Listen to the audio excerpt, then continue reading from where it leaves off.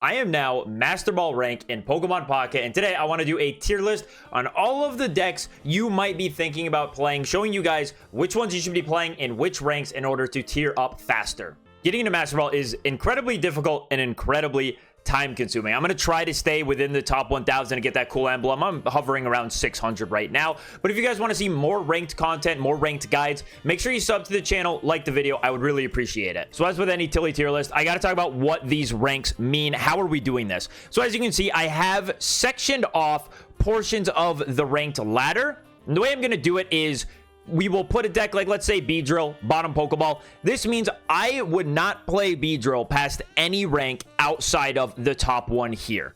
And with some of these, it'll be give or take a tier or two. You can still play them in the one tier up higher. I just wouldn't personally recommend it. So for bottom two Pokeball, these are kind of going to be the decks that I just wouldn't touch at all. And if you were, I would only play them in these lower tiers because it's very easy to rank up through those. Great Ball is going to be more like the fun decks that work some of the time. You'll have a good time getting through Great Ball with them. Ultra Ball 1 through 3, these are going to be the better decks, the actual solid picks. Ultra Ball 4 is going to be the absolute, try hard decks, and then Master Ball is just going to be the best deck out of all of them. And again, this is my opinion. If I put something in a lower tier than you would like, I'm not saying you can't play it in the next tier. I'm just saying after all the hours I put into ranked, I would not recommend it myself. So let's get started with bottom Pokeball, and we'll just kind of run through these fairly quickly. I think of decks like Garchomp, you probably don't want to be playing much at all. There are just better fighting types out there. Leafeon Starmie, although it is a quick deck, it's fast, it can get you points. It can get you ranked up quickly. I personally am just not a fan of the deck. I really wouldn't touch it that much. Dialga Probopass is another fine one. Arceus Abomasnow, I wouldn't touch. I would not touch a Palkia Starmie deck. I wouldn't touch a Palkia Glaceon deck. Oh, Leafeon Yanmega, Leafeon Celebi, Arceus Greninja, Snorlax Magnezone. Honestly, probably Clodsire too. I don't think I'd touch Clodsire. You need 2 stage 1s to get the deck working. It's just not, it doesn't happen all that often. I wouldn't touch Infernape anymore either. Its damage numbers are just not good anymore. All right, now that I've made 99% of you mad with some deck selection here, again, I just would not personally recommend any of these decks to grind you through ranked. And honestly, again, the bottom through Great Ball, that's just more time in than anything. You can really play whatever you want and get through those tiers after just a bit of time. So let's start talking about some Great Ball stuff. Great Ball, first thing that comes to mind is Wugtrio. This is a funny deck. You can win games very, very quickly, but overall, I don't think it has a whole lot of staying power. It's only doing 150 per attack, and if you don't get that turn 1 Misties to kind of instantly win you the game or put you very, very far ahead in the game, Wugtrio starts to fall behind. Just a lot of the big decks that you'll see up here have a lot of HP. Wugtrio really, really struggles against them. So Arceus Crobat, a problem is if it's not an Arceus deck that has a very, very fast attacker or is just Arceus Dialga and is building up multiple Pokemon, has the ability to build up multiple Pokemon, Arceus really falls off. The top decks are able to get through one Arceus just fine, and they're able to get their Pokemon powered up quickly. They get 2 Pokemon powered up by the time you get 1 powered up, and that's just a losing strategy. So Arceus Crobat, I think, fell off major. I'm not really the biggest fan of the deck, but it can still be strong enough to get you through that Great Ball tier. We'll do Darkrai Greninja for the same reason. You're only powering up 1 Darkrai. By the time 1 Darkrai is powered up, your opponent probably has 2 Giant EXs ready to go, and you're just going to lose the game because you can't possibly get through 2 EXs with just a Darkrai. And for a similar reason, I'm going to put Arceus Exeggutor in here. I think there are just better ways to play Arceus Grass Package than with Exeggutor. It just doesn't really have the damage output. It's a little bit clunky. You're not getting that early game Exeggutor like you really want to, because they're more often than not, you're going to start Arceus or some other Pokemon you don't really want in the active spot before the Exeggutor. Exeggutor isn't as powerful late game, especially because there are Pokemon that can pretty handily one-shot it now that aren't just Charizard. That used to be unheard of. Now it isn't, so I'm going to put Arceus Exeggutor in the Great Ball tier as well. And I'll also move Palkia in here. This is basically Palkia 18 Trainers. I don't love Palkia 18 Trainers more than any of the other 18 Trainers deck. It's just it doesn't seem to function as well in this particular metagame. I think something like Articuno 18 Trainers is a much, much better attacker. So if I just had to pick one of the water ones, I would go with Articuno over Palkia. Oh, and we can also put Exeggutor Celebi in here. Celebi is just not really a great attacker anymore. 130 HP, does not go as far as it used to. That Celebi is going to get knocked out in return a lot of the time. You might not have enough time to set up the Celebi because decks are, on average, a lot quicker. Like, by the end of the game, you might get a Celebi with 4 energy on it, maybe 5, and then you're essentially doing a 50-50 to win the game, and I don't really love how that feels. Exeggutor Celebi, just not really a great deck anymore. So now we're going to talk about Ultra Ball 1 through 3, and honestly, this is like the sweet spot of ranked. This is where you will face mostly competent opponents. They will misplay sometimes, but for the most part, there's a really big selection of decks you can choose from that will do just fine in this tier. It was the most fun I had playing this ranked ladder. Anything past this just becomes a bit of a nightmare, but Ultra Ball 1 through 3, there are a lot of very fun things, and the way that we'll do it is towards the back end here. This is where the decks that, you know, maybe should stick to Ultra Ball 1, and then as we move through Ultra Ball 2, Ultra Ball 3, we'll rank it like that. So first up for the should maybe stay in Ultra Ball 1, maybe get to 2, is Tinkaton EX. Tinkaton, mainly I'm talking about Tinkaton with Skarmory. This is a very, very fun deck. I have a video up on my channel. You can watch it. I had a blast playing Tinkaton. I went on like an 8-win streak. But I can admit, it is very, very gamble heavy. You are hoping that your Tinkaton can flip heads on that attack and do 160 damage, knock out any EX you're looking at. If that doesn't happen, you are in a bit of trouble. 170 HP on a stage 2 EX, I'm sad to say, just isn't enough anymore. Because again, we have basic EXs that can reach that damage number and usually hit that damage number at least once per game. So by the time you send up the Tinkaton, unless you have a cape on it, and then even still if you attacked into a Rocky Helmet, the Tinkaton's going to get nuked in return.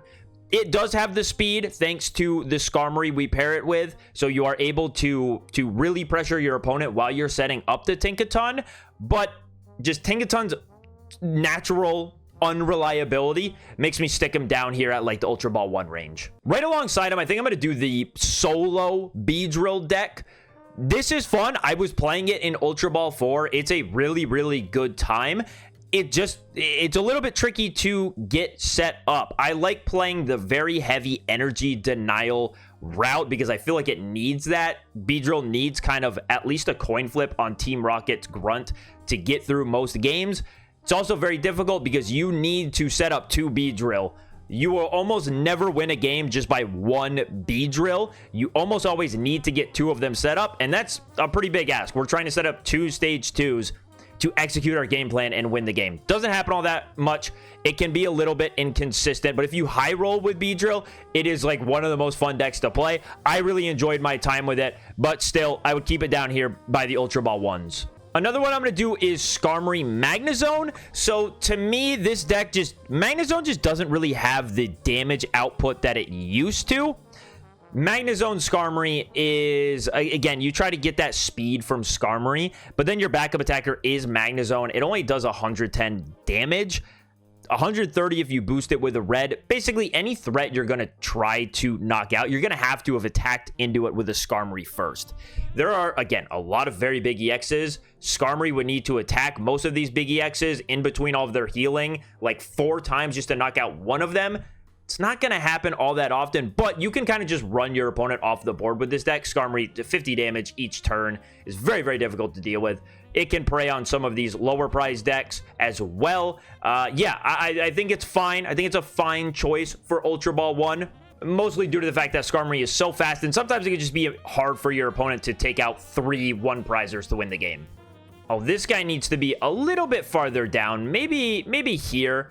And that's Dialga Goldango. I mean, just super simple game plan. You use Dialga, you power up a Goldango, and you hope that Goldango, through Adamant and Giant Cape and maybe a little bit of healing, Goldango can attack twice and just win you the game outright there. Not much more needs to be said about it. It is very, very powerful when it sets up, and it seems to set up fairly consistently, so I think it's a good choice for Ultra Ball. And another one I'll put towards the bottom here is Darkrai Magnezone. Darkrai Magnezone still has the power of, as I was saying earlier, a big problem is that if you're only setting up one EX with no other energy acceleration, you kind of just get destroyed by the top decks. Darkrai Magnezone, you're able to set up the Darkrai and the Magnezone at the same time. That can help out. It feels a lot better than any other Darkrai variant that isn't just Darkrai Giratina. Again, just getting the extra energy in play so you can choose between two attackers, and once your one big EX attacker goes down, you aren't just left with nothing. The deck seems all right for these lower Ultra Ball games. So all of the decks from here on out are going to be, honestly, decks I would consider playing in Ultra Ball 3. There are a lot of pretty decent decks that you can choose from. There's a lot of variety to get you all the way up to Ultra Ball 4. So let's start working them down. We have Arceus Carnivine. This deck has really good matchups to some of the squishier stuff in the meta. Like, the Carnivine can be difficult to deal with for Darkrai Weavile. It can be difficult to deal with for Rampardos if you aren't setting up fast enough. Any of these squishy guys, the Carnivine can really punish quickly. Again, same thing as the Skarmory. The 50 damage every single turn is really tough to deal with for some decks. Me personally, every time I played it, it felt just a little bit too, I don't know, I feel like not enough was going on, or my opponent was just drawing well enough outside of Carnivine, but I know I've been destroyed by Carnivine, so I know the deck can do it. It's good. We are also, this build, I would play it with the Meowscarada line as another attacker in the deck. Meowscarada is just very powerful. We'll talk about the card more later, but for this version, I would throw the Meowscarada line in there, so you have a couple different attackers to choose from. Yeah, Arceus Carnivine, just very, very fast, can win you some very quick games. You could always run into the problem of starting Arceus. Every time I play against this deck, man, they start Carnivine, so I guess you will too. Yeah, I would say this deck is something you can play all the way up to Ultra Ball 4. You know, once you get to Ultra Ball 4, swap off this deck, but just a very, very fast, scary deck, puts a lot of aggression down early.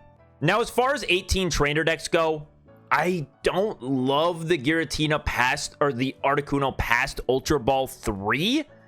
It feels like Articuno just isn't doing enough damage to some of the higher decks, but like every single one of these decks here, if you get an Articuno with a turn 1 Misty and you're able to Blizzard, or even without it, the Articuno is able to outlast your opponent just from those two, just from one Articuno and then the second Articuno. So this deck can do well against any of these decks listed here for the most part. Yeah, it is a great way to climb the ladder. People will hate you. You will receive exactly 0 thanks for playing it, but it's a fast option that's going to rank you up pretty quickly. All right, Rampardos. Now, I played a lot of games against Rampardos, and I don't think I played against more than 3 that didn't just have the Skull Fossil turn 1 or turn 2, like immediately found it. So if Rampardos is drawn like that for you, then I think it should be pretty high up here. We've seen the Rampardos, well, we've seen Rampardos Lucario and Rampardos Hitmonlee. Both of them are doing well right now. I'm not sure which one I really prefer. I can say honestly, I'm not much of a Rampardos player. I hate looking for the Skull Fossil. It feels just a little bit too inconsistent to me, even though once it sets up, it's very difficult for any game, any deck to then formulate a game plan around a Rampardos doing 130, 150 damage. Rampardos can kind of just win you the game that way. It is, again, just super powerful. It can demolish any deck if it sets up. Feels a little bit high rolly to me personally. It can get boomed by some other things, like a fast Giratina might be able to just cut through this deck before you find the Skull Fossil, and it just kind of is what it is. But again, just raw power. This deck is super strong. You will do fine getting yourself into Ultra Ball 4 tier playing it. So now we have Arceus Dialga. This is just a super, you guys know Arceus Dialga. I don't need to explain much more. It's very consistent, gets things set up quickly. The real reason why it's down here in Ultra Ball 1 through 3 as opposed to the higher tiers is that Arceus has a bit of a difficult time knocking out a lot of these EXs that we see at the higher tiers. Arceus caps out at 150 damage. A lot of the EXs with the Giant Cape are going to survive the Arceus attack, so you're going to have to do some earlier damage to get that Arceus up and ready to finish the KOs, but it is just ridiculously consistent. It is so consistent. You do basically the same thing every game. You very rarely dead draw. You have very powerful basic EXs that can punish a slow start from your opponent for sure, and can stand its own against the other EX decks through some good play. All right, now we'll talk about the Meowscarada variants. I'm going to put these over them. Now, me personally, I like Meowscarada Beedrill more than I like Meowscarada Exeggutor, and really the main reason for that is because once you are attacking with the Exeggutor, you're sort of locked into it. You don't have the deck space to put Leaf into this deck. And so, again, once you're attacking with the Exeggutor, you're sort of just stuck there doing 40 or maybe 80 damage each turn. When you want to get into the Meowscarada, you can't. What I really like about the Meowscarada Beedrill is that we're able to just find all of our grass Pokemon because we're not really too concerned with attacking early game, get maybe double Meowscarada setup or just a Meowscarada and a Beedrill line, and then we're pumping out damage. We can pivot between our attackers because we also spent a couple turns attaching, just one energy to each Pokemon. Everyone's ready to go. You're able to then retreat, attach to the new attacker, attack, maybe next turn, retreat out of that, and go into the other attacker. It feels much, much better to play, although a little bit less consistent. And the bonus that you get for playing the Exeggutor, to be on the side of the Exeggutor for a second, is it is Exeggutor. If you get a fast Exeggutor online, you could just kind of win the game just like that. Especially, there are a lot of matchups that have a really hard time dealing with Exeggutor. This is also a better version against other Meowscarada variants, and there's a lot of Meowscarada out there. There is a lot of it. I played against so many Meowscarada decks. It's probably one of the top 5 decks I played against. It is just everywhere. And the Exeggutor version is going to do a little bit better because, again, you have that early game aggression. You can sort of run your opponent down before they're able to get into Meowscarada plus Beedrill or whatever other way you're playing it. When I played Meowscarada Beedrill, I would hate to see Meowscarada Excadrill because they would always run me off the board before I could get my Pokemon set up. And just one quick note before we move on to Ultra Ball 4, you can totally play the Meowscarada variants in Ultra Ball 4. There is no issue with that. My problem was they just weren't as consistent as the only like 4 or 5 decks I was running into in Ultra Ball 4. And so a lot of the time, even when you get against a good matchup, you kind of can just lose because you're not finding your stage 2 lines, or they can set up quickly and knock out your Sprigatito before he's able to cry for help and get those grass Pokemon into your hand. It just didn't feel as good as it did down here in the Ultra Ball 1 through 3 tier. All right, first deck, we're going to talk about Darkrai Weavile. You will see a lot of Darkrai Weavile in Ultra Ball 4, and for good reason. It is a just very fast attacking deck. You are able to dish out 90 damage very quickly thanks to the Weavile plus the Darkrai ping. You hit Giratinas for weakness, and there are some slower setup decks that you can really bully with a fast Weavile. Now, if your opponent is able to stabilize, you don't really have much of a late game. If they're able to build up to those big EXs that can take one-hit KOs and are not going to get knocked out in return because you are putting out so little damage, then the game is kind of just lost. It's not my personal favorite pick for it, but there is just a lot of this deck in Ultra Ball 4, and that early game aggression can be enough. Probably the best for early to mid game aggression out of any of the decks here. It can get you, so it can rank you up, hopefully get you through Ultra Ball 4. Now let's talk about Charizard. So Charizard is the nuclear option. If you set up Charizard, you kind of just win. There's not a lot that can deal with it. You really need a Charizard with a giant cape because, again, Pokemon can hit for 100. Basic Pokemon can hit for 170 HP now fairly easily. And if you attack into a Rocky Helmet, well, then your Charizard's in range. He's going to get knocked out the very next turn after taking one big Crimson Storm knockout. But this deck, I mean, this has felt a bit high roll to me as well. These stage 2s that are just based on stage 2, like, you need the stage 2 in order to win the game, and you need it pretty quickly before your opponent gets everything set up because they might be able to figure out that one shot on the Charizard. It feels high roll. So I personally, I played a few games with it. I didn't love it, but I know that the power is there to keep it in Ultra Ball 4. It is just the best. Like, if I set up my stage 2 quickly, I win the game, and there's really nothing my opponent can do to answer it besides Gyarados. Gyarados gets really scary. There's a lot of Gyarados everywhere, and Gyarados, that deck is going to force you to go through a Rocky Helmet, and if you're taking too long, they're going to force you to go through the Origin Form Palkia. That's going to start dishing out massive damage to your Moltres while you're setting up the Charmander, Charmeleon in the back. Throw a Rocky Helmet on there, and then you can't even attack it with your Charizard, because as soon as you attack that Origin Form Palkia, take that 20, your opponent's then able to just go, okay, Gyarados, red, hit the Charizard for weakness, goodbye, I win the game. That is really, it's probably the worst matchup for this deck, or not, maybe not the worst, but it feels really bad, and there's a lot of Gyarados going on, so it's going to stay in Ultra Ball 4. Again, has the power. It can run down some of these basic EX decks through just setting up quickly, getting that Charizard. You'll win games quickly, but other than that, you don't have much of a game plan, so it's down here at the very bottom of Ultra Ball 4. Now, one thing I want to stress before we get on to the next decks. These two that we have in Ultra Ball 4, I think they are good. I think they are fine to be here.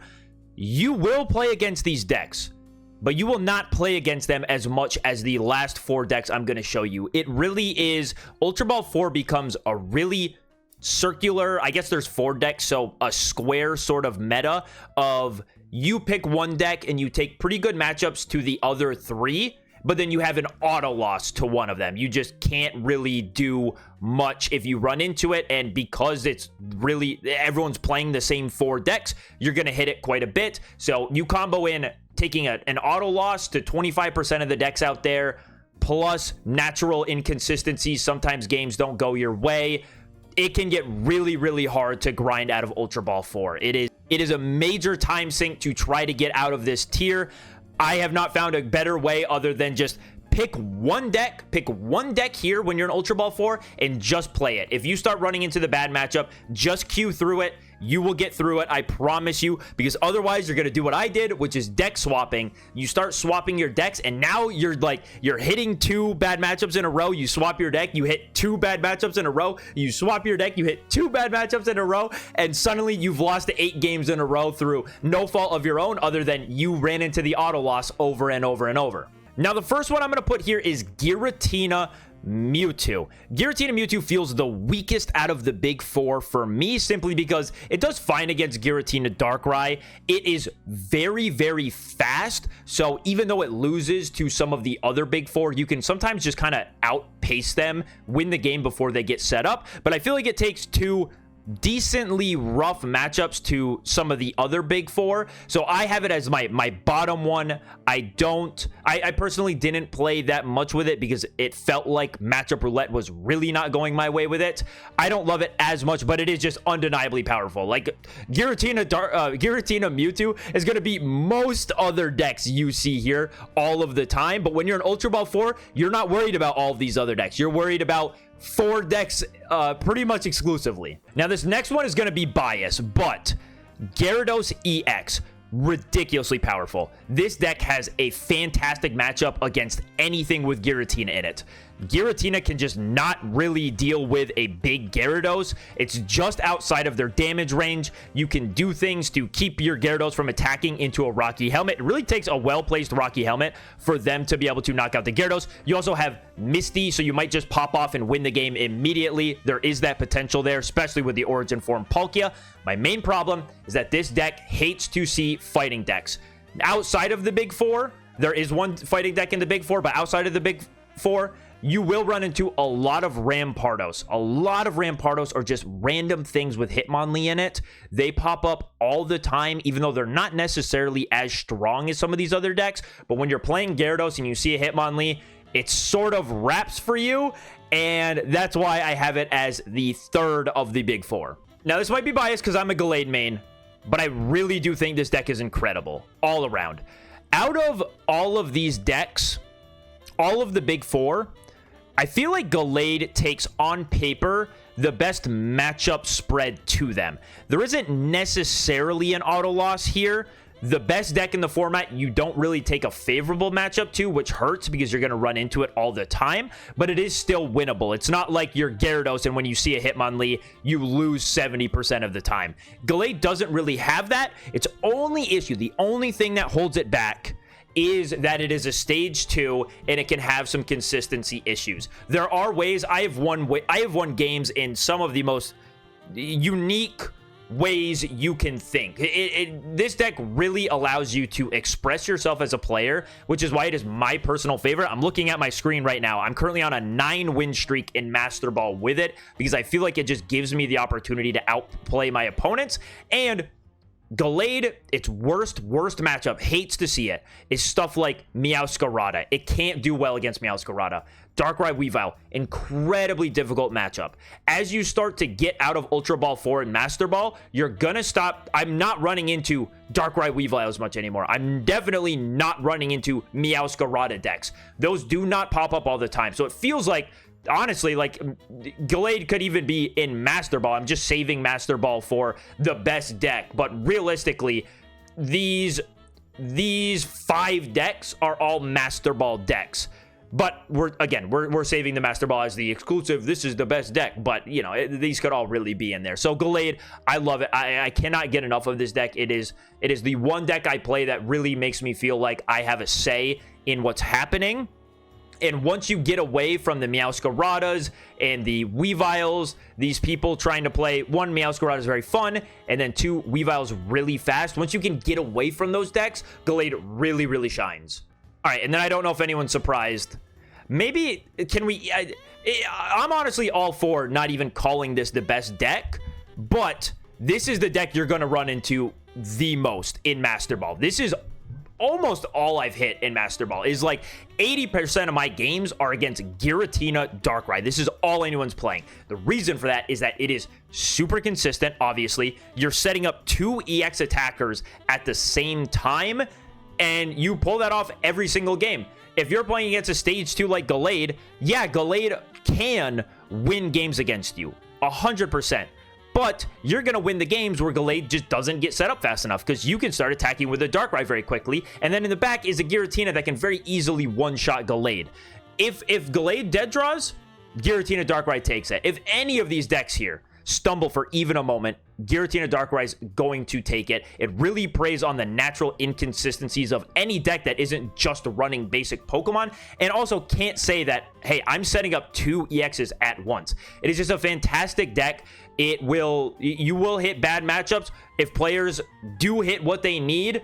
Some decks do just have that game plan against it, like Gyarados. Gyarados has a very good game plan against this deck, but even Gyarados can misstep and lose games to Giratina Darkrai. It just happens. It's just the way it is. Giratina Darkrai is here at the top because of how consistent it is, setting up those 2 attackers at once. This is arguably the best deck to just grind. If you had unlimited time and you said, I want to be the #1 player in the world, I would say just play Giratina Darkrai, sit in your room all day and tap the screen. You'll win more games than you lose. You'll gain a ton of points. It is that easy. It is that easy. I hope you guys enjoyed the video. If you did, again, make sure you subscribe to the channel, like the video. I would really, really appreciate it. See you on the next one.